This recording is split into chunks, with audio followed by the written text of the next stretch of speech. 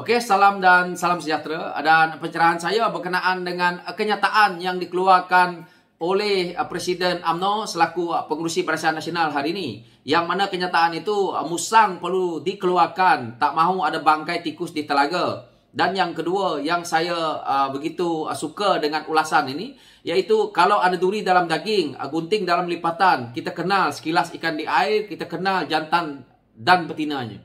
Maka pasal isu parti dia nak lihat gunting dalam lipatan ke, nak tengok musang berjanggut ke, nak tengok bangkai tikus ke, dia punya pasal.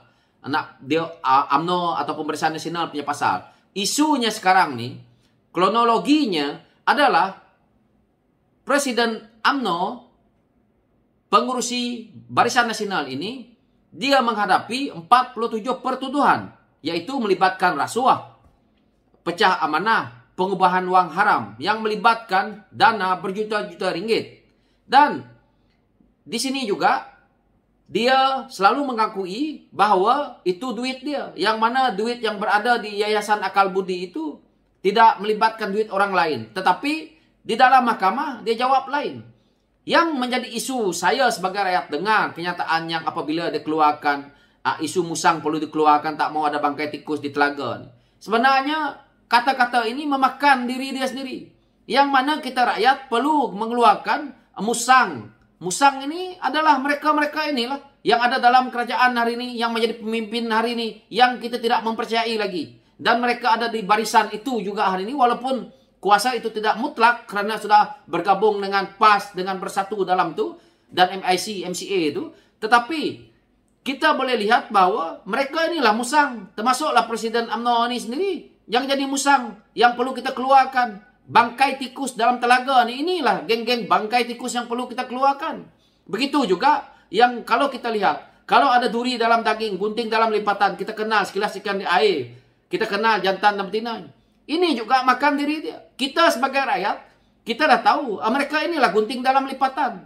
Kalau kita nak tahu yang mainkan isu perkauman ini adalah UMNO ni, kerana parti dia memang untuk orang Melayu katanya. Tetapi dia telah pun macam duri dalam daging saja kepada orang-orang Melayu itu sendiri, yang mana kita tengok reserve tanah Melayu dan banyak lagi penindasan yang lain yang kita lihat. Yang mana golongan elitnya kaya raya, yang ramai miskin di Felda-Felda itu berlambak lagi. Yang mana-mana perginya. Itu belum saya nak cerita Bumi Putra yang merangkumi untuk Barisan Nasional itu perjuangkan. Tidak ada. Apa yang orang Sabah Sarawak dapat? Tak ada juga. Jadi ini dia punya cerita dia. Maka kita kenal jantan dan betinanya. Ya, kami rakyat kenal jantan dan betinanya. Maka di PRU ke-15 ni kami akan tolak pimpinan Barisan Nasional. Sebab pengurusinya adalah orang yang ada 47 kes. Kalau rakyat tak percaya apa yang saya cakap ini, dia akan kembali kepada zaman macam mana Datuk Seri Najib. Silap-silap Datuk Seri Najib pun keluar dalam penjara. Maka dia ini 47 pertuduhan dan kluster-kluster mahkamah UMNO Barisan Nasional akan dibuang. Saya tidak percaya. Kerana apa? Kerana pemerintahan kita apabila mereka ambil, kita belum reformkan lagi. Tapi kalau kita memberi ruang kepada Pakatan Harapan yang dipimpin oleh Datuk Seri Anwar Ibrahim, kita boleh ubah semua ini.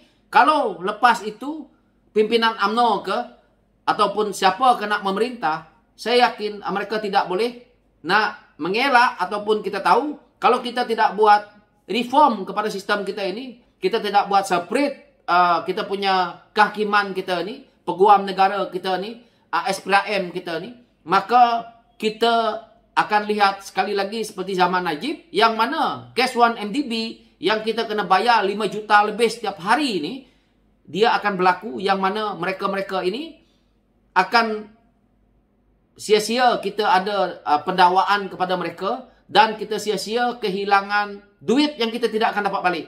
Kita dakwa mereka pun kita tidak dapat duit, dan akhirnya sekurang-kurangnya kita boleh menghumban pemimpin-pemimpin kita ni yang dah mencuri wang rakyat begitu banyak. Jadi itulah dia yang mana kalau kita nak tahu jantan betinanya, kita rakyat pun tahu jantan betinanya pemimpin politik ni yang kita perlu undi pada PRU ke-15 ni. Jadi apa yang dia hujahkan ini sebenarnya memakan diri dia.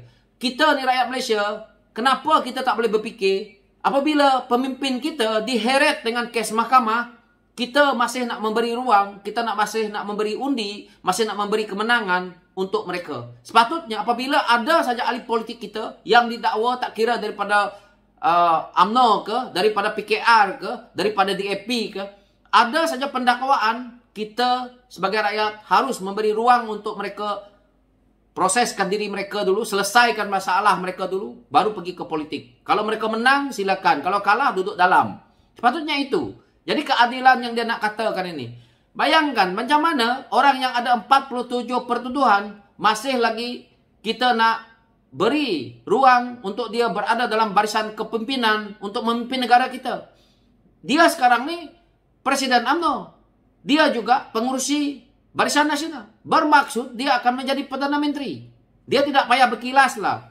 Pemimpin UMNO, pemimpin Barisan Nasional, pembohong dia cukup besar. Hari ini kalau kita tanya Presiden UMNO ni, kita tanya orang-orang siapa yang nak jadi Perdana Menteri? Kita orang berjiwa besar. Kita tidak akan menunjukkan siapa dia pemimpin kita.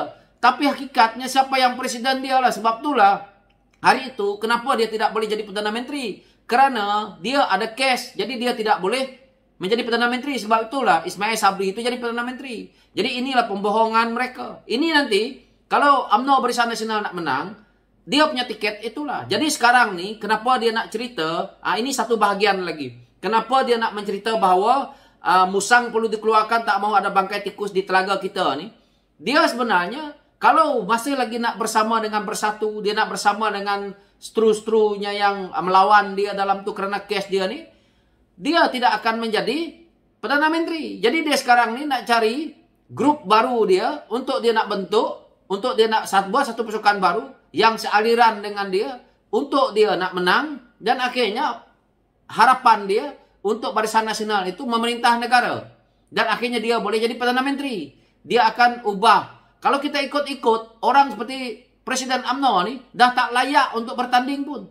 Saya tak tahu kenapa Malaysia ni orang seperti ini kita nak suruh lagi bertanding dalam pilihan raya.